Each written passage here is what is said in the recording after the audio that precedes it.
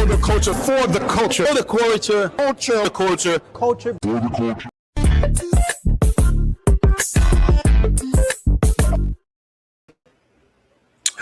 All right. How you doing? Can you actually hear me? Happy Tuesday. There we go. Happy Tuesday. There we go. We had to work that out, man. We had to work that out. Hey, what's up, y'all? I'm Lonnie Horn, proud owner of World Class Faders and World Class Stylist Barbershop and Salon. And we have... I am Bay Beast. I'm filling in this week for my boy Tamil, proud owner of Cuts and Stuff, Phase 2 Hair Design, located in the Bay Area.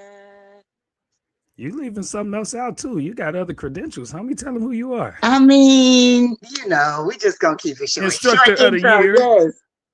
I am Instructor of the Year. Shout out to CT Barber Expo for giving me a wonderful trophy. I am Instructor of the Year. I'm a barber instructor out here again in the Bay Area from Moeller Barber College. Yes, I'm also a free writer. You want me to keep going? Hey. That's what I want. I wanted them to know who I'm on with today. And yes. You are tuned in to For the Culture podcast with United Barbers Club. We do this every Tuesday at 7 p.m. Pacific Standard Time. And as that guy Rick would say, the clubhouse is officially open, Jack. Oh my God, Rick. Speaking of Rick, what did you do this weekend? Well, you know what? I got to actually go down to Mississippi and enjoy the Mississippi State Elite Barber and Beauty Summit. Rick did his thing, man. It was so cool. We actually gonna show you a clip of that in a minute. But before we get to that, we got a couple other things that I need to talk about because you got things on. We got people in the comments that we want to say Happy Tuesday to. Happy Tuesday, Mama. Happy Tuesday, Sharisa. Happy Tuesday, Therian, for getting in there early. We appreciate y'all. We know people got things to do. So for y'all to give us your time, we just super grateful, man. So big shout out to y'all and big happy Tuesday. Oh, I'm so used to being in the clubhouse. So I'm like, I know you are. Make sure y'all hold it down for me. You know what? Happy Tuesday to you too, babies. Yes. Happy Tuesday, Lon. Yeah. Happy Tuesday to my partner tonight. I'm glad to have you here. And man, I really want to talk about what you got on right now, man. Hold on. You sporting some things. I see. There we go. You sporting some things. Let's start off first with the shirt, man. You already know how I'm always feeling. Don't underestimate hustlers. So this is my brand, but I had to pair it up with my Barber Love cap because we linked in for life. So Barber Love, duh. How about you?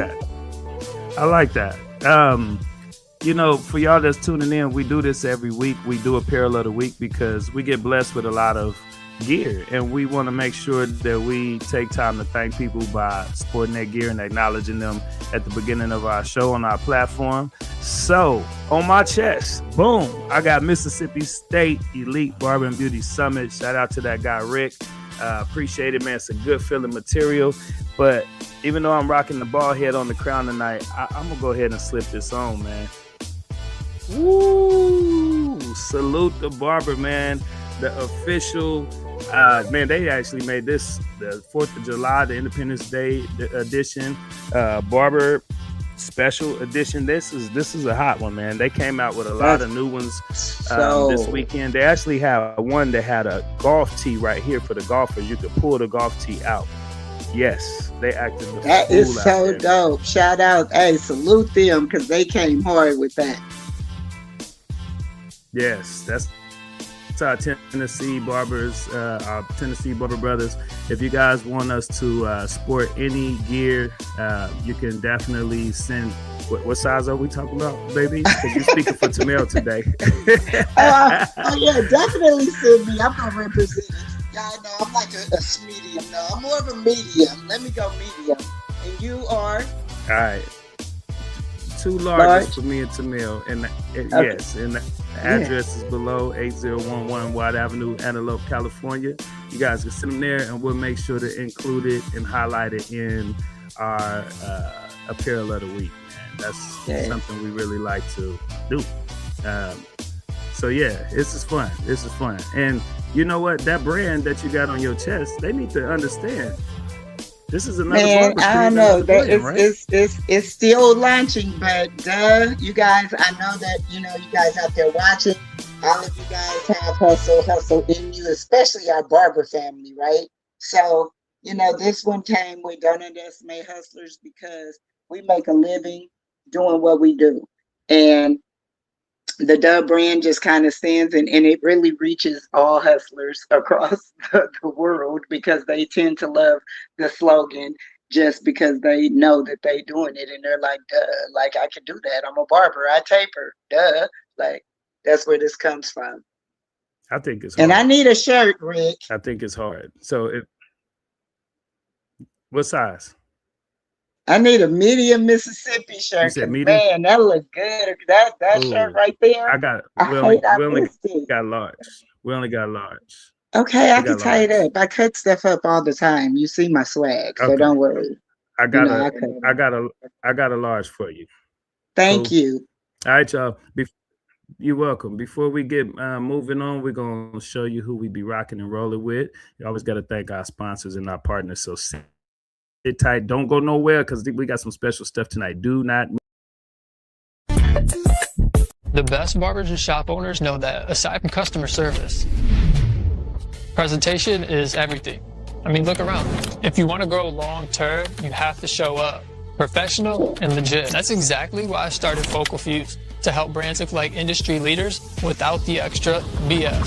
Focal Fuse has helped some of the biggest names in the barber and beauty industry bring their brands and expos to life to feel 100% like them. And availability is limited, but if you know we have to work together, just send a message, we'll have a quick conversation, and I'll take care of the rest.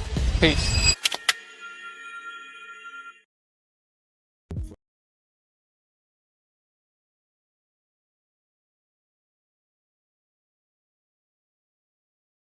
For those who don't know me, my name is Jason Bell. I'm founder of Barbers Illustrated Media. I'm also founder and editor-in-chief of Barbers Illustrated magazine. At Barbers Illustrated, we're building the biggest barber media company on the planet. Our mission goes way beyond the chair.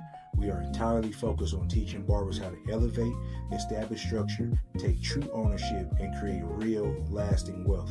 You can get the blueprint delivered straight to you. Digital access is just $3.99 a month, or you can grab a physical print magazine for $9.99 a month. Just head over to barbersillustratedmagazine.com and join the movement. Plus, we're always looking for barbers who fit the brand to feature in our upcoming issues. If you feel like that's you, head over to our Instagram, hit the link in our bio, and fill out the Get Featured form. So don't miss out on the movement. Follow us on Instagram, subscribe to our YouTube channel, and let's keep shaping the culture forward. Enjoy the show.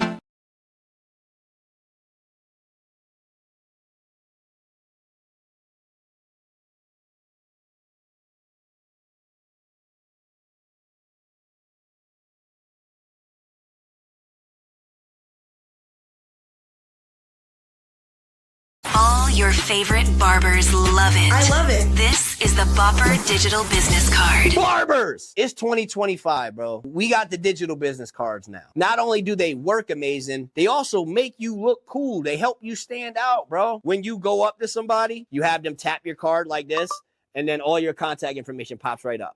Boom. Whatever you want them to see. Right? I have my websites and stuff all set up, but whatever you want them to see pops right up on their phone. How dope is that? Do it proper. Get Bopper.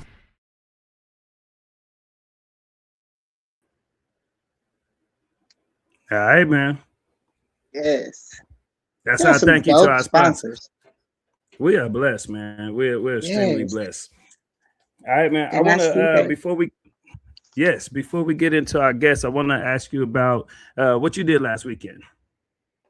Well, I kind of was able to chill, as working on Saturday. I was at work, but then yesterday I went inside of juvenile hall and blessed some of the youth there that are incarcerated with braids, with the Freedom Braiders. So I probably love knocked out that. about 5 heads. What about you? I love that. I love that, man. That's so fire. I was blessed to get to go do that with y'all at one of the jails down in San Francisco. So I seen y'all in action, and that's a big thing. That's why I wanted you to tell people what it is that you do too. That's nothing to take lightly. As I mentioned earlier, I enjoyed myself in Mississippi with Rick the Barber at the Mississippi State Elite Barber and Beauty Summit. Met a lot of good people out there.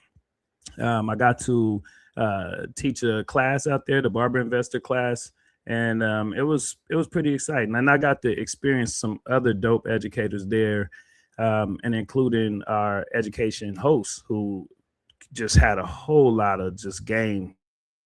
So I saw a lot of powerful people this weekend, and I was excited to connect with more. So yeah, looking forward to some future collabs. Was that your first time in Mississippi? No. I've been in Hattiesburg before, and that was Biloxi we were in, and I have been there before. So, but just never spent that kind of time there. I landed there to kind of go to Hattiesburg where my cousins were. So, you been before? I have, just a stop through. I mean, I've pretty much touched every state in the U.S. So that was a stop through though. How was the response, being that it was the first barber battle that he had put on there in his hometown? People really enjoyed it. People wanted to see him continue to do it. Yeah.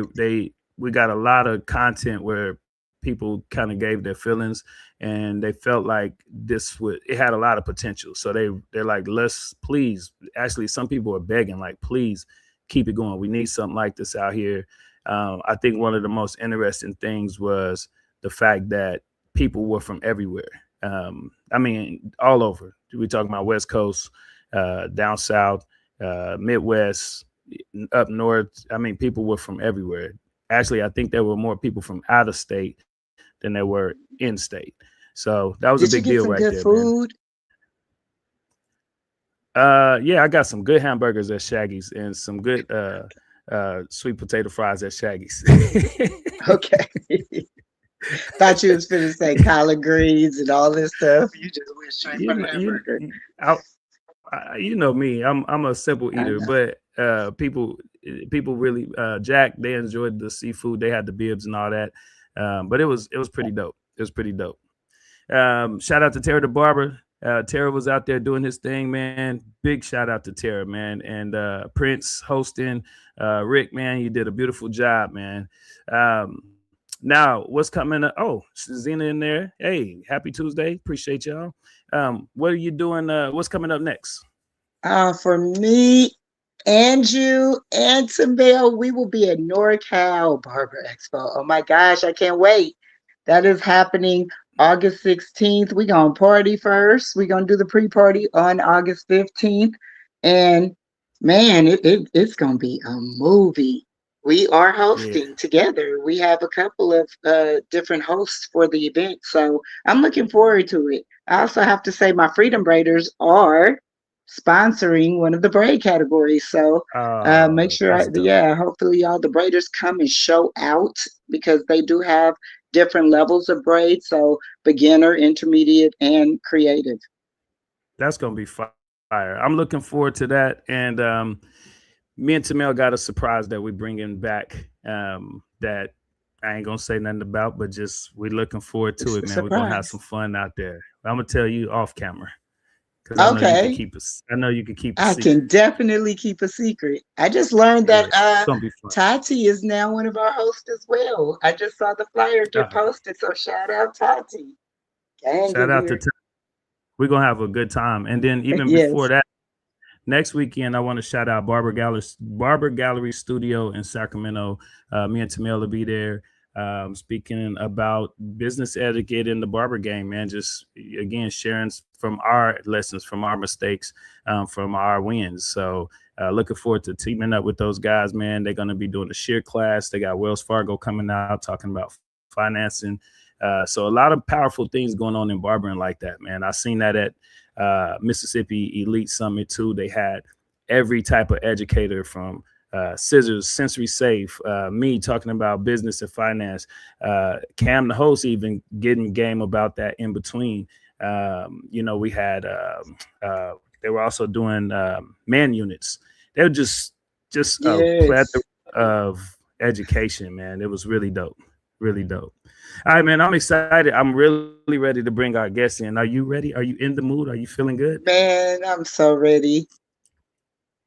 I just really want y'all to tie into this person because there's a powerhouse in this person. I know what I feel when I feel it, so I'm excited to learn more about this person. We'll just leave it at that right there. All right, here we go. All right, so y'all, tonight's guest, I actually had the honor of meeting at Mississippi State Barber and Beauty Summit. And I knew that this was our next week's guest as soon as I heard her talk, man. She's an accomplished barber, respected educator, business owner, and creator of Skill to Scale, a platform dedicated to helping barbers move beyond simply mastering the craft and start building businesses that they could actually grow. I mean, it goes with what I talk about on stage. It goes with what Tamils talks about. I just think she goes way more in depth, and I'm just so excited to find another barber delivering this to the industry. What stood out though to me wasn't just her success; it was her willingness to openly discuss mistakes, lessons, and mindset shifts that helped shape her journey. That kind of transparency is like something our industry really, really needs. We show the good side of things, but sometimes we learn the best by people just being transparent and really sharing their mistakes, man. So tonight, man, we're going beyond the phase, beyond the techniques.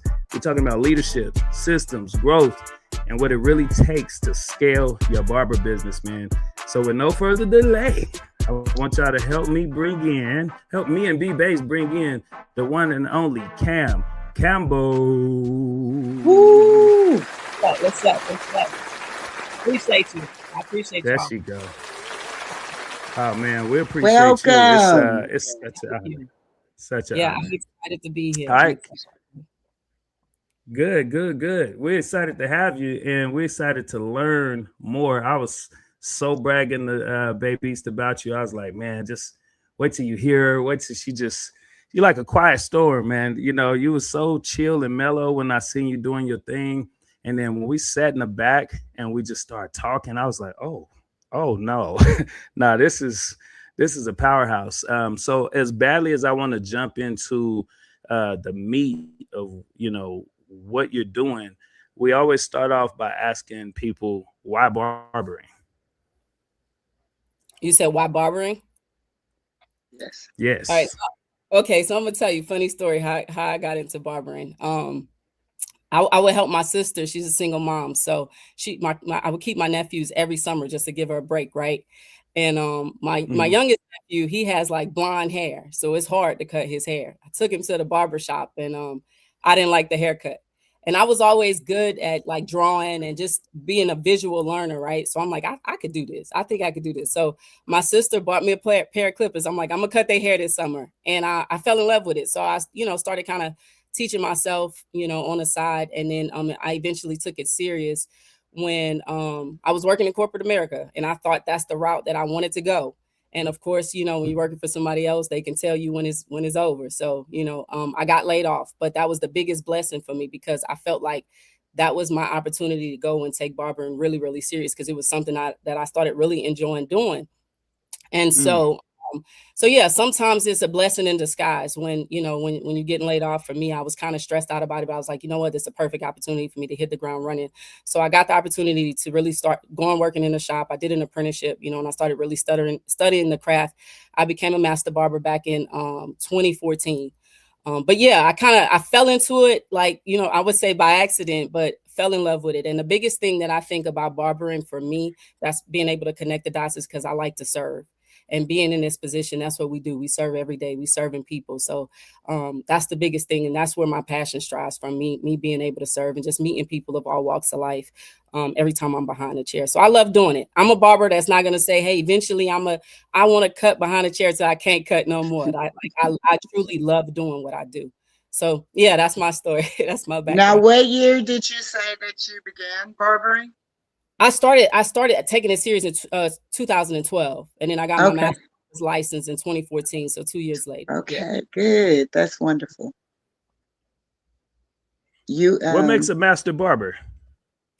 So in Georgia, they have like it's like you have master barber, then you got barber 1, barber 2. So a master barber is when you complete the full 1,500 hours, and you're able to, as a master barber, you can take apprentices under you. So it's just like licensing. So it's the highest license that you can have as a barber in the state of Georgia. So there's options. So when you go to state board, you can go under 1,000-hour program, or how does that work? Yeah, I want to say, and that was something new that they started doing, but I want to say you can become like a barber 1, barber 2, stuff like that. And then it's less hours. But the thing about being a master barber in Georgia is transferable to other states. That's interesting. Oh yeah, that's really interesting. And you're originally from Atlanta? No, I'm originally from Louisiana, but I feel like I'm from here. I've been here for over 20 years now. Now, what part of Louisiana are you originally from? Lake Charles. You heard of it before? I have. Yeah, okay. I have. Actually, yeah, you see me? Yeah, we cousins. We cousins. That's good, because yeah, Lake Charles is a small town, but it's closer to Texas. So it sits between New Orleans and Texas. So it's like 3 hours from New Orleans, 3 hours from Houston. My family is from Eunice. Really? So have you heard of that? Exactly. Okay, so listen, I was born in Lake Charles, but I grew up in a small town called Jennings. I don't know if you ever heard of it, but Jennings is close to Eunice. To Eunice, yeah. Most people, because we being in California, yeah, they're not familiar with. And I've asked some people that's actually from Louisiana if they've ever heard of Eunice, and they like, no. Nah, I heard of Eunice. Yeah, I know. You're almost like one of the first. So hey, cousin. We might be cousins too. For real. We'll talk. We'll talk after the show because we cousins. Right. Hey, I'm listening and learning. I keep learning about new parts of Georgia. I didn't realize it was so big. Well, this is Louisiana we talking about, but Georgia is definitely. Now, what part of you're from Atlanta? I mean, you're in Atlanta now? I'm in like the metro Atlanta area. Yeah, my shop is in Roswell, so it's just outside of the 285. Okay. Yeah. So you actually started cutting because you didn't like what they were doing in the shop, and and you went and you didn't just start cutting hair. You said, I'm gonna go all the way, get my license, and you went the apprenticeship route, which I did the apprenticeship route too. So what was that beginning? I always like to ask females because we hear similar stories. What was that beginning like coming into the barbering industry as a female? Oh, it was tough. You know, it's so easy now. Like I got a couple of women that work in my shop now, and it's so easy for them versus when I started, you know, back in 2012. I remember my mentor telling me, he was one of the first conversations we had. He was like, he said, Cam, I'm gonna tell you now, you're gonna get a lot of no's, you know, from men not wanting you to cut their hair. But I'm telling you that to prepare you for it, because, you know, I know that I feel it. You're gonna be the coldest barber in here. Like, you know, he was motivating me, but at the same time, he prepared me for those no's. And yeah, I got a lot of them. It was really, you know, like barbers would come in. We had a rotation. So it was like whoever the first barber was got the first walk in, who come in second got, you know, and that was our rotation. And I was always there early. I would try to beat him there. So, and he would get there like 6 a.m. So I'm like, what time you going to be there? Cause I'm going to be there whatever time you there. So I was always the first barber there, but I wasn't always the first barber to get the walk in, because the walk-ins would want to pass me up because I was a female. Right. And so I started cutting a lot of kids. the guys would come in, dads would come in with their sons, and they're like, well, you can cut my son hair. You're not cutting my hair. I guess they say you can mess up the baby. Man. Honestly, that was my motivation because, you know, I love kids. And so I'm like, okay, you know what? These kids, I told you I know how to draw. So kids like designs. Okay, so I'm gonna do designs. I'm gonna get real creative. I'm gonna start doing all types of cuts. And I'm gonna make sure that these kids' haircuts, it was like not a dig at the other barbers, but it was like, I'm gonna make sure these kids' haircuts look the best. I'm better than the daddy, right? And I had to prove myself. And so I didn't take it personal because I was already prepared for it. I knew that I had to prove myself. So yeah, I just started cutting a lot of kids. And then eventually the dads was like, okay, his cut, you know, they would catch me outside. They'd be like, yeah, you cut my son. So next time I book, it's cool. I could book with you too. I'm like, yeah, let's but yeah, it was tough at first because I was the only female in the shop with, you know, all guys. And but eventually I made a name for myself. And, you know, then the guys would come in there, people would come in there and they're like, I want the girl to cut my hair. I want the girl. They didn't know my name. They just, it was the girl. So the girl. The girl. Yeah. But it's a beautiful thing to see where it's grown now. So many talented female barbers in the game now. So, you know, I'm glad to see the industry shifting in that aspect. Yeah, I agree. It's a big thing that you didn't let it discourage you. It didn't make you stop. You just found another avenue. And that's big for other female barbers to hear because it discourages a lot of female barbers, man. They, you know, I've seen it in person where they just like, man, this is just too tough. And I'm like, well, you gotta imagine you're not the first woman. So you gotta, unfortunately it is what it is, but you have to take that and use it as fuel and figure out another avenue in. I think cutting the kids, that was a gangster move right there. That was smart. because when they going home, driving home, they're looking over at their kids. Yeah. And you looking better than the daddy. The thing is, you know, and I was cutting a lot of kids that play like soccer and all this, you know, they going to the games, then the other kids want the same haircut. So I was cutting up the whole soccer team, like bring them all in here, you know, so I started killing it really, you know, with cutting the kids. And then another thing was like, I learned how to cut fast cutting kids because, you know, kids moving a lot. So I'm like, okay, I got to get this haircut. And that taught me to be faster. So when I did start setting my appointment slots and I started building my business out, I could cut faster than all the barbers in there. So I was making the most money just because off of that. So it was so much came from me cutting kids. And yeah, I didn't let it discourage me. I'm a Leo. So I'm like, you give me the challenge. I'm up for it. So Hold on, Leo. Hold on, Leo. Hold on. What date we talking about now? My birthday actually coming up. It's August 14th. So yeah, we in Leo season. Oh boy, we just lining up here. Go ahead, tell her line. You know, I'm just saying, since you happen to be the best sign out there, I happen to be August 9th. There you go. Okay. Happy early birthday. Happy birthday to you both. Happy birthday to you both. Thank you. She said it kind of tight-lipped though. I don't know why. I said it kind of aggressive, like the Aries that I am. Doesn't you know us fire? We all fire. We light each other. We lit. How about that? We just lit. Yeah. I want to get back to you saying that. I mean, first of all, the business strategy that you use with barbering, I want to commend you. I think that it is so it's in you. Like, it's not even the fact of being a female, because I know that a lot of, like how you were saying, Lonnie, that you were saying that a lot of women will get discouraged. I think that guys get discouraged just as much as women, and it just has to be in you. So I'll give it to your Leoism. We're just not barely. So I feel it. Like, it's one of those things, like, I'm not going out not because I'm a woman. I can't go out because I'm a woman. Right. And that's what I'm getting from what you're saying. Like, if I suck, I suck. Like, and I definitely didn't mean men don't get discouraged. Also, I was just talking about that particular reason. You know what I mean? That I just see it often, you know, and it's intimidating to a lot of them because it is a mostly male dominated industry, and there's mostly That's men true. coming in for haircuts. So I've just seen it. But no, you're right though. I get guys that's discouraged too, but Yeah. I always like to ask that when we get female barbers. Now, you this lady is more than a female barber, man. You doing some big things. And not just big things. To me, you're doing important things. And I got a taste of that at the Mississippi Summit. But your title to your platform is Skill to Scale.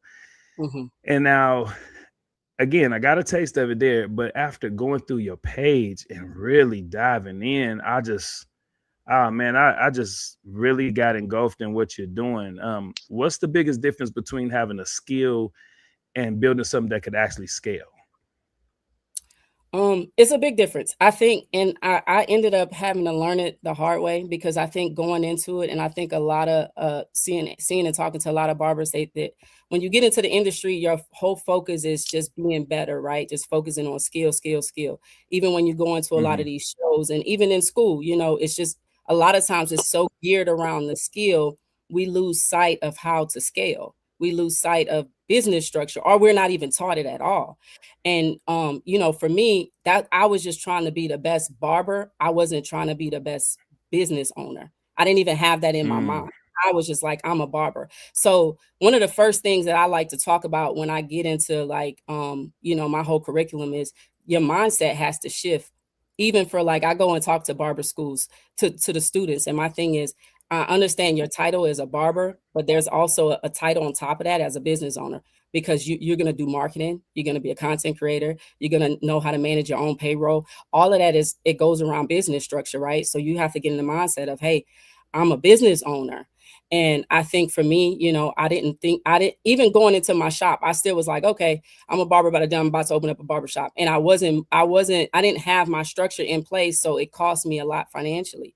And then, sitting back and looking at it. And then once I did structure everything and got all my paperwork in order and paying my taxes and doing all the things, and it really wasn't until I got ready to buy a house. When I got ready to buy a house, couldn't prove my income. I'm gonna just put it out there. I couldn't prove my income. So my wife had to get the house, and so it was just like, okay, that's a wake up call, So when I'm talking to the realtors, I'm like, I make this amount of money. Like, well, let me see it. I'm like, oh shoot, I am.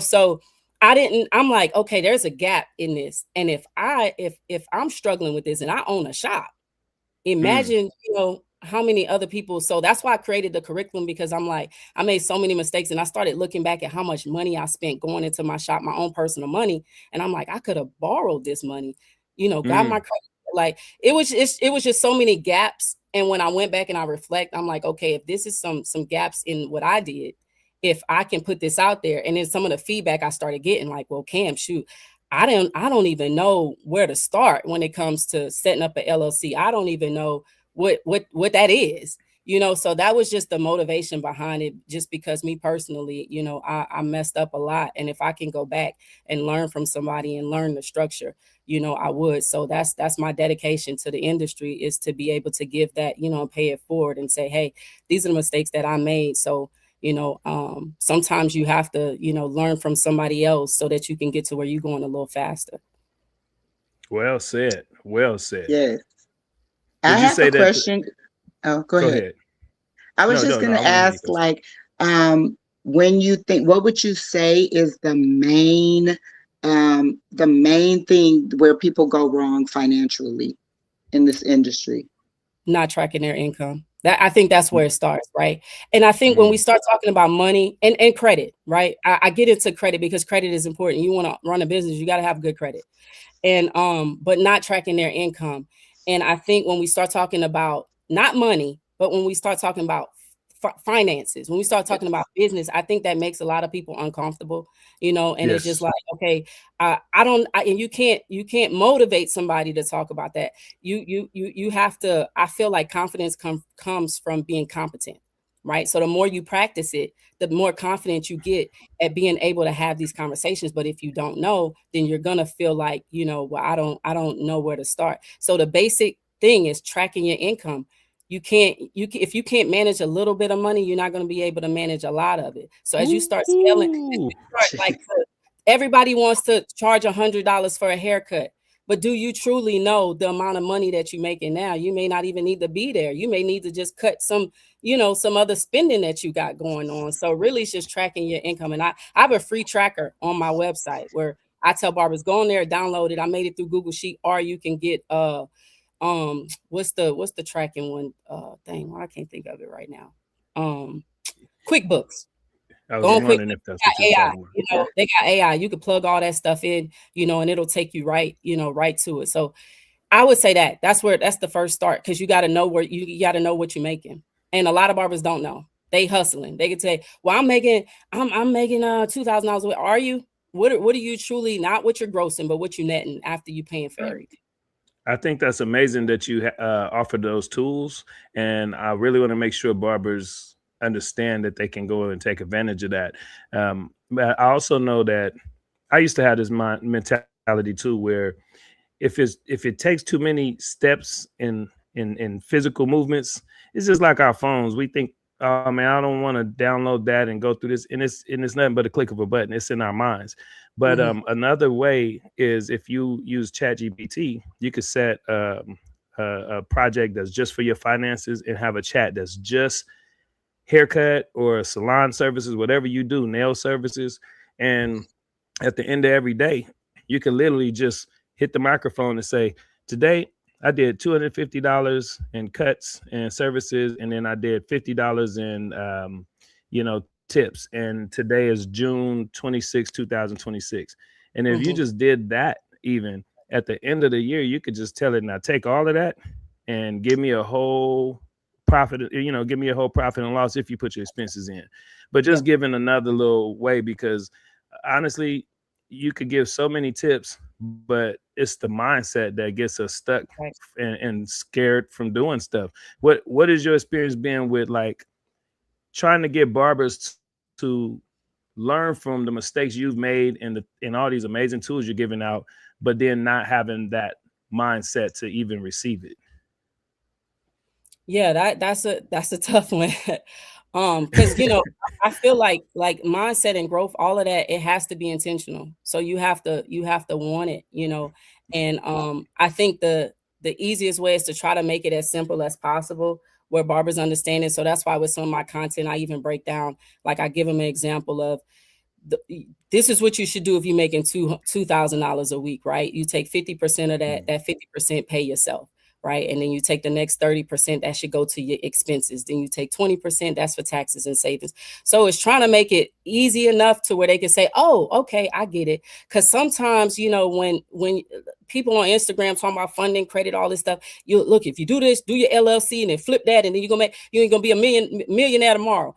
And I think that's overwhelming. So I try to make it to where it sounds simple enough to where they can get it, Can you run that back one more time? Can you say that one more time? Okay. Yeah. Now it's not, I always give it out just like it's not a cut and dry, but it could fluctuate a little bit. It could be yes. And you could pay yourself according to what you're comfortable with. But I have it to where I say, okay, let's say, just for an example, if you're making $2,000 a week, right? What you want to do weekly, pay yourself 50% of that. 50% is $1,000. Right? Then you got 30%. So it's a 50-30-20 rule. That's what I like to call it. And you can do the same with, it's like savings, but I break it down to where you putting it towards your barber business. So 50% of that you're paying yourself, that's $1,000, right? Then you got 30% that goes to your expenses, business expenses. That's about $600. Now we got $400 left. That's your 20%. That's going to go into your savings and for taxes. So, and if you do that weekly, and then another thing that I always recommend all barbers to do is to have at least 3 business accounts, bank accounts. So you want to have a business account for your revenue, you have a business account for your expenses, and then you have a savings account. And you remember I talked at the summit about a high yield savings account. A lot of people don't know about high yield savings accounts. They put their money in a regular savings account, and it's just like you're losing money, So those are the 3 accounts when I first, I'm talking about it. So all the money that you make, it goes into your revenue account. So whatever you got, Booksy or whatever type of booking app, all that money is going straight into your revenue account. That's all you have going into there. From there, when you pay yourself, you're going to move the money from your revenue account to your personal account, right? That 30%, you're going to move that into your expense account. And then that last 20%, that's going to go into your savings. So then what that does is that creates clean books. So when you get ready to hand your taxes over to your tax person, you got clean books, right? And then you have your revenue account. If the bank, and in that way, the bank's not really in your business. You don't need to show them a bank account that got all your shopping. You have clean statements. So when the banks want to see, hey, how much money your business make? Boom, here go my revenue account. And that revenue account is only going to show wire transfers going in, wire transfers coming out. So it's an easy, right? And then you have your expense account. And I always tell them your expense account is only for business expenses. Do not pay anything personal out of there. Because once you set up an LLC, people think when I set up an LLC, I'm automatically protected. No, you're not. There's a such thing called piercing the corporate veil. And if you pay anything from your business account to your personal account, when you get sued, now they can say, oh, you've been paying your mortgage out of that business account. Now I'm coming after that house. So these are things that I make really simple for barbers to understand. And then it's like, okay, they get it.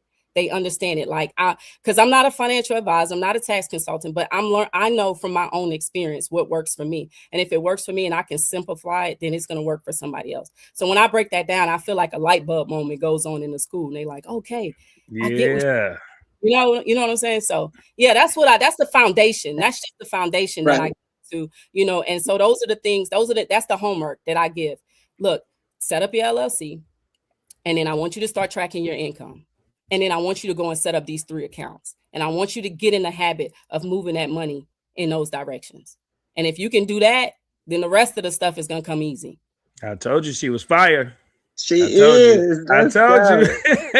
I think the part where you get them to pay themselves, you get their attention just by paying yourself. If you say, hey, here you go, $1,000, now they probably listen. Because soon as you try to tell them you put this amount in the savings, they act like tone out. You don't know what you're talking about. So I think if you start like, hold on, you see that? Boom. It's still your money. I think that approach is so bomb. Yeah, so yes. I agree. Yes. But real quick though, let's dig into that a little more, because you teach the way I teach, and I think that's what we discovered this weekend in Mississippi. You teach from mistakes. You said it. You said I'm not no financial advisor. I'm not no guru, and I don't claim to be either. You saw how I get real out there. I'm telling you all the mistakes I made and everything, because they really can't listen. They can't hear you very well until they can hear something they can relate to. And so usually the mistake is that thing, because most of us made similar mistakes. When it comes down to mistakes, what's the one that you felt cost you the most, that the average barber, like Tracy is saying, that might be having a hard time hearing you, if they heard that? You know what I'm saying? Because it may be hard to set the money aside, like she said, but if you look at the flip side of what happened, like I was talking about taxes in Mississippi, boy, hey, when I told them, hey, you should have seen, I wish I had a camera facing them, because I knew right there when I said that, boom, it clicked. Yeah. But what's your biggest mistake, that for those ones that don't want to set that money aside, it's like, look, I know you don't want to do that, but do you want to do this? I would say, well, I'm gonna tell you the biggest mistake that I made was I didn't have great credit starting off with my business as well, like not taking care of my credit and not understanding the importance of credit. And I think when a lot of people think about credit, they're scared of it because they think credit equals debt. But it doesn't always, if you have a plan and if you know how to leverage it. So working on credit is another thing that I like to teach and talk about, so they can understand what actually makes up a credit score, what's the most important, what weighs heavy, late payments, that's the biggest, that's 35% of your credit score. So I explain that because my credit, when I first opened up my barbershop, it wasn't the greatest. So I had to spend a lot of my money, right? So I'm looking at it like, I remember when after I fixed my credit, and I applied for a credit card. I was trying to apply for credit cards, wasn't getting nothing.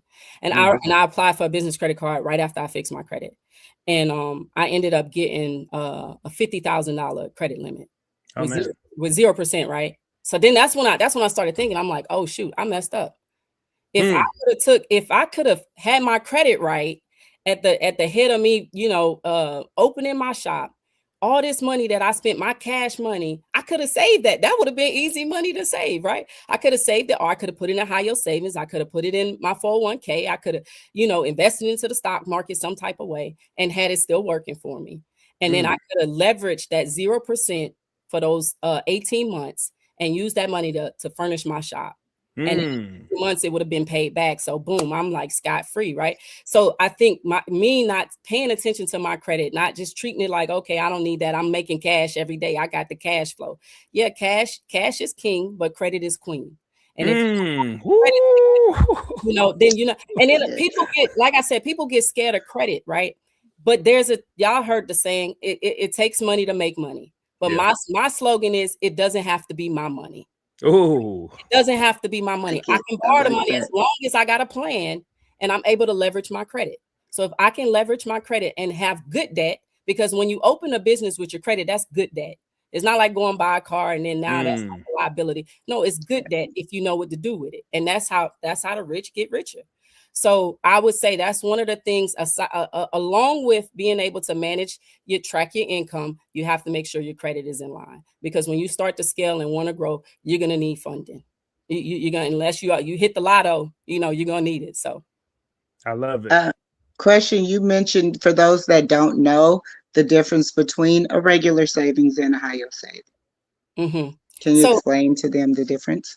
Absolutely. Yeah. So most of your high yield savings accounts, you're going to, on average, most of them are going to be at least 3%, right? That is growing a year, versus a regular savings account is like 0.01%. So it's literally, your money is not, you putting it in a regular savings account, is not going to grow. You put it in a high yield savings account, it's going to grow by at least 3 to 4%. So that's the starting point. I always say, use the high yield savings for your emergency fund. And I know you talked about this, Lonnie, in the class, where, you need to save, you need to calculate all your expenses every month, and your emergency before you start investing. Because some barbers be like, okay, Cam, what I need, the Roth IRA, or I need the 401k, or I need to start. Before you do any of that, you need to have 3 to 6 months saved in that high yield savings account as an emergency fund before you start to invest in anything. So yeah, that's the difference, because just a regular savings account, your money's just sitting there, and with inflation, you're really going to lose it after a while. I'm loving this. Yeah, most high yield savings accounts, I mean, they just, the requirements are the same as a regular savings account. Some of them, the minimum you may need is $100 or something like. So it's usually kind of the same. So it's just people are not educated enough on it. So I always say, go do your homework. You can put it in Chat GPT, like you said, ask Chat GPT, hey, what's the rates right now in the market for high yield savings accounts, and it'll give you a list of banks that you can go and open up an account with. That was my next question.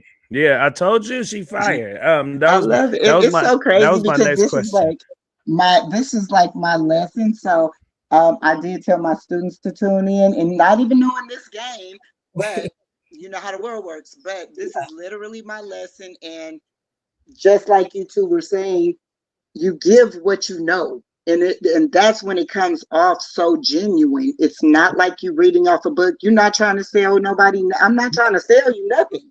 I'm trying to game you up and help you out from my mistakes, just like you both said. So it goes hand in hand. That's why I'm like trying to think of questions to ask you, so I can say, told y'all. Like, it's so good. Like, I'm just introducing them to this because they're just in barber school. And some of them already, they could expand and have this extensive conversation. So now they have another resource from my cousin, my new cousin, that I didn't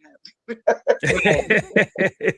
Hey, cousin. Hey, I love that you had the students tuning in. Shout out to Molars. You always have a dope group of students. Speaking of, if you had a barber or a student that came to you right now and they just said, I'm stuck, where would you even start, having them evaluate? It's like, it kind of goes to what you were saying earlier. Like, you could hear all of this stuff, and for some people it may click. It may click for Trace. It may click for me, but it may go over some people's head, and they still feel like that was cool. But me, I'm way more lost than that. Like, where would you even start to have them evaluate? The barber, like a barber in school. The first thing that or a license, any barber, school or license, yeah. The first thing we start off doing is like, I want to understand like what your expenses are. Like how much money are you spending a month just on whatever, right? And then from there, then I need to know, okay, how much you charging for your haircuts.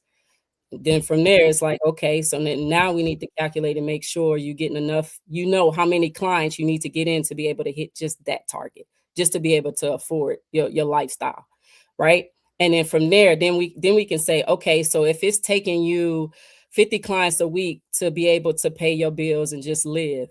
So if we need to bring in another 10 to 20 clients, so if clients is your issue, then we have to focus on more clients so that you can bring in more revenue so that we can even get to step 2. But if you already there, if then you telling me, okay, this is how much I'm just gonna make some up. Let's say a barber tell me, okay, all my bills total up $3,000 a month. But then we look at how much you charge and how many clients you bringing in, and then you make it $5,000 a month. So now you got $2,000 in there that you could be doing something else with. So now I know you just don't know how to manage your money. So now let's go into tracking your income. So it just depends on where they are. If they at the beginning and they just trying to figure out how to make it so that they can be able to just survive on just barbering, then at that point it's a marketing thing. So now we need to market you to get you out there so that you can get enough clients in, but then at that point you're getting the clients, now you're making the extra money. Now I'm about to show you what to do with it.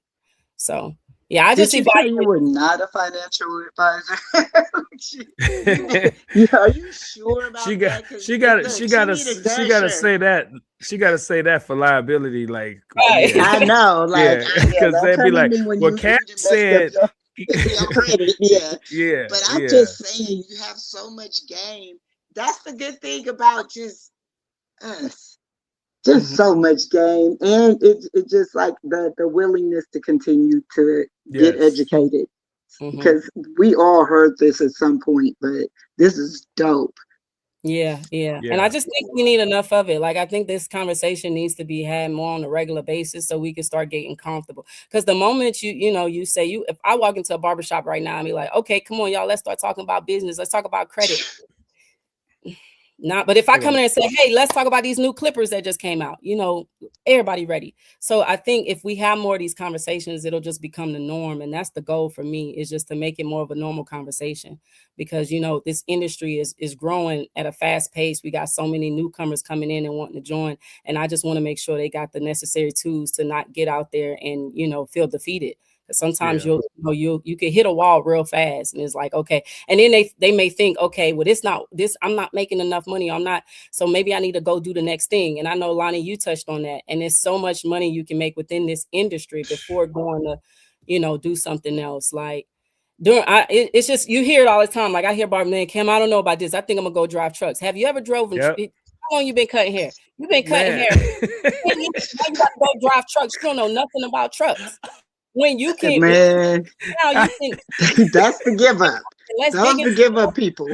Yeah, so you can get into education, you can get into selling products, you can get into consulting, you can go open up a barbershop suite. It's so much you can do within the industry. And I think sometimes when we behind the chair and we hit a wall, then it's like, okay, I'm gonna just go do something else. No, let's see where you got some gaps where you can thrive in this industry. That's it. And what she's talking about is in my class, I had touched on something that's real dear to me. People get in barbering, talking about getting out of it already, and they ain't even got in it. It's like it's like a popular thing to do. And I was kind of confused when I first started hearing it, and I kept my opinion to myself. And then when I started getting the opportunity to speak on different platforms, I started expressing it because I saw it was becoming very popular. I'm like, dude, you ain't even got your license yet, and you're telling me how you're. They'll say something like, I don't want to do this forever. It's like they're putting it down already, and I'm like, man, you haven't even had fun with it yet. You haven't even maxed out on it. And so I started to dig, excuse me, and I started to dig into my own situation where I was like, I did real estate, I did barbering, I opened multiple shops, and the more stuff I did, the less I could cut. And I started missing the haircutting. So now it's funny. I started move. I'm like, man, I'll cut you Sunday morning. It's like I'm feeling the cut now. hey, I when the shop closed, I'll cut you 8 to 12. You know, I open my booksy for you. And it just made me realize that, dang, man, like if you just do that one thing, there's a book too called That One Thing. If you do that one thing, man, you could get so much more out of it. And I try to tell them, like, I'm not, and then they think you're gatekeeping. They're like, well, you're doing all of this. And I'm like, no, I made life tough for myself doing all this, but I'm too deep in it now. So what I'm telling you is, if you don't want to do barber forever, focus for 5 to 10 years and just kill it. You could get to $10,000 to $15,000 a month on that. And then to Cam's point, which I brought up too, now what can you do in barbering? You could transition to getting into trade shows. You could transition into doing so many other things in it. So I'm glad you touched on that, man. And I seen your face this weekend. I was like, so Cam was the host of the education series. And she was like, so she's the one that comes up and reads your bio and thanks the person that just got off and tell you about who's getting ready to get on. And I liked her style because she wasn't just focused on her. You could tell because she actually said something about the person that just got off, and which told she was actively listening. But when I started talking, I seen her face. She was getting her papers together, and then I said some stuff that resonated. And she was like, wait, hey. She was like, and so she came to me later, and I found out why she was looking. She was like, you talking my shit right here. That's my world. So I'm just glad you was willing to come on here and, you know, share some of this. Yeah, for sure. And shout out to Rick, because, you know, for him allowing me to be at the show and be the host, because then, you know, we was able to connect the dots. I got to meet some wonderful people, you including. So yeah, for sure. Shout out to Rick. I had a great time in Mississippi. Yeah, big shout out to Rick. I know. I should have been there. Sorry, baby. He knows. He knows though. I love me some Rick. Rick is baby bam locked in. He knows already. He knows charge it to my head. Not my heart. They would have loved you. They would have loved you in Mississippi. I would have met my cousin. Hey. That's all I'm talking about. My cousin over here, gamed up, female barber. We locked in. We got. We'll talk after. I was, you know. Tamel would have did the same thing. Let me act like Tamel. No. Tell me this. How do people get this information from you? How are you presenting it? Is this a one-on-one thing? Is this an online thing? Is it a course you're selling? Is it a website? Like, how are they getting this? How can they come and get some of what you're offering? So I have, I do one-on-ones, but I also go to schools, you know, and teach this completely for free. But I do offer one-on-ones. I do a consultation first. The consultation is free. I do a consultation just to make sure that, you know, they serious about wanting to learn this information, because my time is valuable too. But yeah, all that information is on my website. I haven't put together like a virtual class. That's something I'm working on, because I have a lot of barbers that's been reaching out to me, actually even from like overseas. So I'm working on actually doing a virtual class where we can jump on Zoom and just, you know, go through all the slides and break it down. Got you. So should they go to your IG and then get your link there? Yeah. So all my platforms, if they go to Cam Radar, if you go to Cam Radar Artists on all platforms, I have a link to my stand store. My stand store is going to have that information there. I have a free tracker. I got a couple ebooks on there, and then you'll see the consultation link to book a consultation with me, where we can, you know, kind of see where you at and see if I can help you in any way. And if so, then we go from there. Once you guys go on her IG, you're going to see she's a dope barber also. And really out here cutting these kids. Oh, I don't out here cutting these kids. They're not ready for you, cuz. Yeah, I'm glad you brought that up. I'm glad you brought that up, Tracy. They going to see she out here blending. She on fire. Yes. I appreciate that. Yes. I know. I just started following, but I had to do a little baby research, and I was like, let me follow. Yes, because I'd be like having to support as an instructor, following, you know, some of my students. I'm like, oh no, when I get to choose who I want to So I will compliment you, because you were kids. Oh my God, she had the kids. And that I'm was locked when in on this barbering thing. I told you I want to cut hair till I can't, unless I can't stand up and use my hands. I'm cutting. So yeah, I'm still locked in. I'm a very dedicated barber. I'm in the shop Wednesday through Saturday. So I'm still in there, and I still treat it like it's day one for me. Yeah, I was I all love in that. your booking link and everything. I said, "Oh, I like her Oh, God. schedule."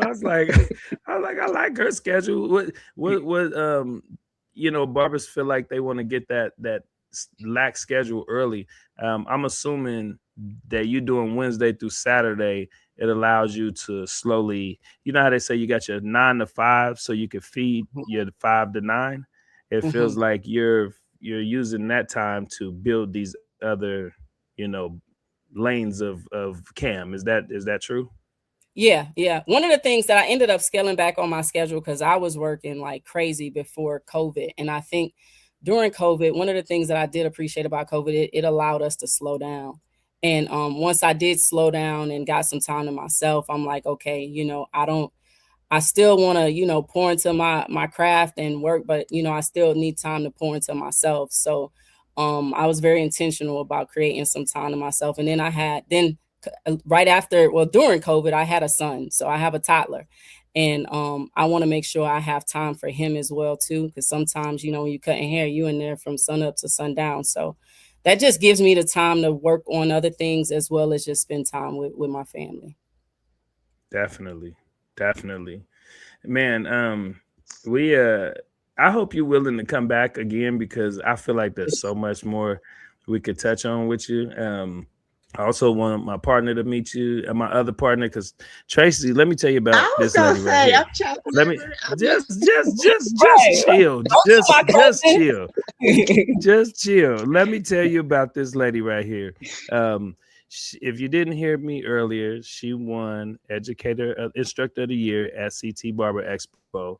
And she's not even about that social media life. We have to push her ass to get out there, because we want the world to see her the way we see her. And so she's been like our barber sister for I don't even know how many years now. She just is one of our biggest supporters. We one of her biggest supporters. She runs with the Freedom Braiders. They go to jails and teach women how to braid. I went to a jail with them, and they taught women how to braid. And this lady, I don't think she even had a release date. God did something for her. She got out. We're always at their events. They're always at our events, and they're in the Bay Area. We're in Sacramento. Man, I'm at one of the events down there in the Bay Area. Homegirl got released, came to their event. She started vending. She's competing. She's braiding. Like, they did this, Cam. Like, super fire, man. Super fire. So when I say I want my partner to meet you, I'm just saying my partner Tamil would love you. You would love him. He a crazy little dude too. But she is family. She is like family. So we don't just let anybody fill in when one of us have to travel or something. It's an honor to have her on. Yeah, I do love them both, and you will too. They will be. I let them in our family too. See, since we cousins, I know it seems like I be giving you a hard time. I love you. You know that. I give you it seems like I'll say something, and that Leo comes out. No. He gotta be so defensive. Oh yeah, I'm your partner. Hold on. Let me clear this up. I've been messing with him half the time. That's us Aries get under those Leos. No, I do. I appreciate those kind words. Can we have some fun with her? Dang. Yes. You ready for this, Cam? I'm ready. All right, we're gonna do something. We're gonna do something a little different that we call Barber Trivia. Okay. It's easy. Since you're a master barber. Since you're a master barber, we're gonna ask you a few questions and just have some fun. That's it. Like the close. We talked about a lot of serious stuff, so it's gonna be fun to end with some where's her head at. All right. What is the bone in the back of the head called? Occipital bone. Ooh. That's my cousin. Let's go. Okay. Okay, She she's ain't smart. playing. She ain't playing. All right, you ready for her? Let's go. Hit. What do the colors on the barber pole stand for or represent? Oh man, you done put me on. You know what? I know. Damn you guys. Okay, come on. First of all, what are the colors? Oh, the colors are red, and blue and white. Yeah, red, white, and blue. Uh-huh. Okay. Okay. Y'all, I don't forgot. The red hat stand for what? On game. You know you got that one. You got it. The red on game. Come on, cuz. Not that one, cuz. The other. Come on. Red stands for. I don't forgot. I don't know if it's late, y'all. Start with a B. Start with a B. Blood. Yeah. There we go. Yeah. Okay. Yeah. Okay. Dang, I feel bad. I'm y'all got me with that. Nah, And the blue stands for.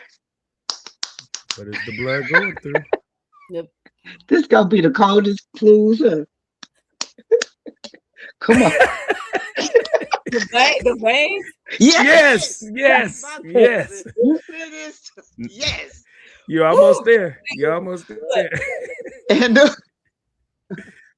they don't clip that either, okay, Lyle? I'll be up here. Don't clip that. And then the white. Come on. The white stands for. What you go clean that blood up with?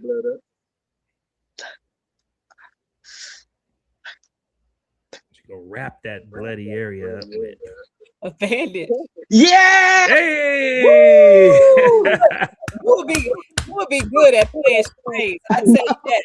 I just couldn't let you lose because I played because of the whole show. Supposed to know that, and I used to know that when so I first. You got it. I think we should let her end on a good note. Cause that was a we worked her brain on that one. I know. She like, ooh. Ask her what is the condition of spot balding called? Alopecia. Hey, okay, there you go. She got that. You didn't even make her spell it like Tamil would have. you gonna make her. Tamil would have made you spell it. You can make her. Okay, go ahead. Cause spell alopecia. Oh, it's on the screen. I do it anyway. Yeah. Yes. That's what make her hecka smart. Right. She can see it. All right, hit her with this one. Okay. What is the bone at the front of the head called? The frontal. Hey. Yes. There you go. Yes. Woo-hoo. That was fun. Yeah. Yes, the frontal lobe. I'm sleepy, so I'm on sleep time. I got me. You did 3 out of 4. You come on. Some people don't do 1 out of 4. So really? you did good.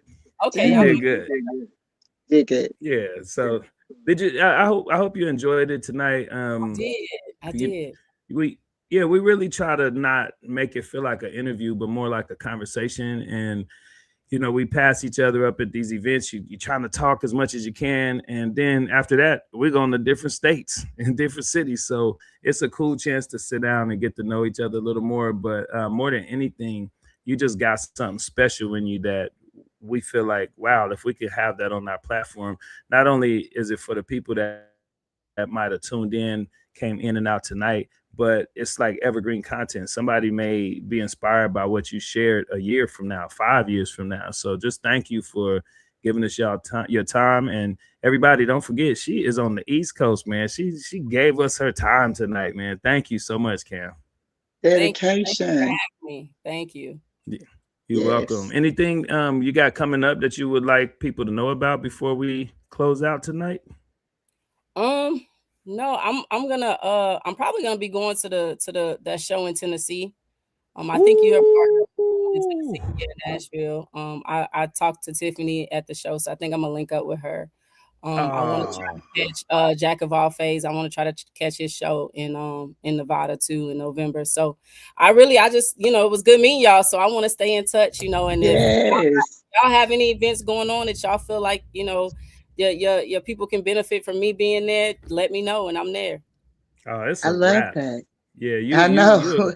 you're affiliated now, man. We I'm telling you, it's a wrap. You just named 2 shows that we regulars at, so we're gonna get to know each other even more. And then, like you said, we have events too, and I'll definitely make sure to keep you updated and in mind with that. And anything you're promoting that we can help with, tag us, man. We just use our platform to support whatever you're doing too. It's not just about me and my partner. Like, we try to make sure we highlight other things that can feed other people in this industry. So keep us in mind for that too.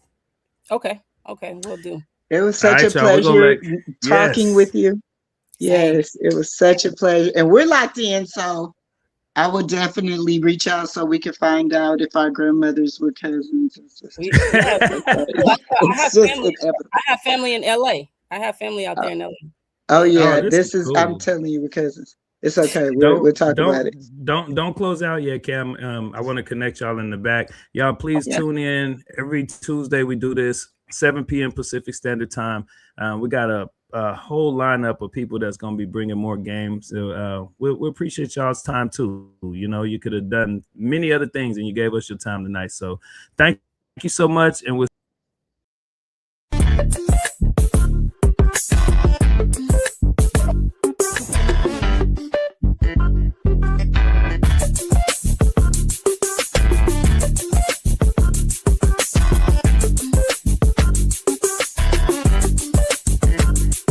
For the culture, for the culture.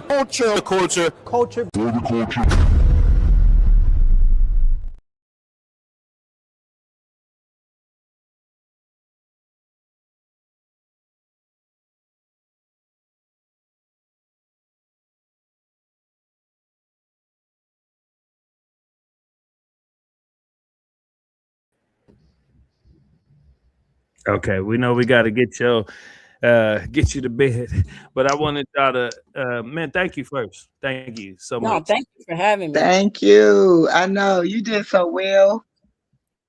I'll be the fidgety one, so you did a great job. Did, man. And it was so much more. It's hard to not dig more sometimes with the little time we got, because you got so much, but sometimes less is better, and we could always revisit more. But I wanted you two to exchange information, because I already followed her, followed back. I said I was gonna I just DM you so that we could really. Did you ever do like the ancestry at all? Uh-oh. Is she frozen? She frozen cute too. Look how she get that freeze. She do got a good pose right there. Let me see if I can put her back That's a on. good clip. Dang. I'll reach out to her. On IG. Cam, she just DM'd me. Literally, that little town is for surely like closer to where my people are from, my father's side, and for her to even know Eunice, I'm talking about. It's that small. It's like, you know how you never going out of town to say you from Oak Park, you gonna have to say whole Sacramento. Right. That's how it's. I swear, my whole family own the whole city. That's how cold it is. Let me tell you. So it was good. Okay, I guess. How did I do? Let me tell you something. Anytime. I feel like you did hella good. You got how to balance really good. Like high energy people like us, it's a balance you got to have, because like me, I got a million questions. So like, I'm really in the conversation, so I really got a lot of fucking questions. I think there's 2 things I want to point out. One, I have a crazy delay, and I have to time it out so I don't fuck off the conversation. And you did real good. Hold on, here go Cam. There we go. Can you hear us, Cam? Oh, snap. I'm not here. I just lost power.